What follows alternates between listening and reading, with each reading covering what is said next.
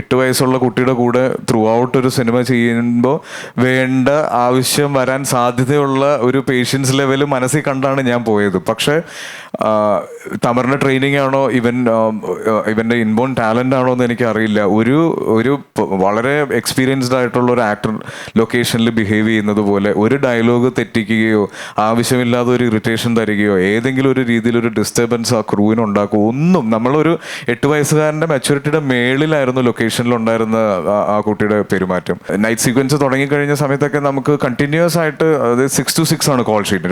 വൈകുന്നേരം 6 മണിക്ക് വന്ന് അസംബിളായി നമ്മളൊരു 8 o'clock ഷൂട്ട് തുടങ്ങിക്കഴിഞ്ഞാൽ രാവിലെ സൺറൈസ് വരുന്നത് വരെ ഷൂട്ട് ചെയ്യും. ഓക്കെ, അപ്പോൾ പല സമയത്തും ഇവനെ കാണുമ്പോൾ ഞാൻ ചോദിക്കും, ജപ്പു ഇന്ന് വേണമെങ്കിൽ നമുക്ക് ഇവിടെ വെച്ച് നിർത്താം. അപ്പം ഒരു പ്രശ്നവുമില്ല.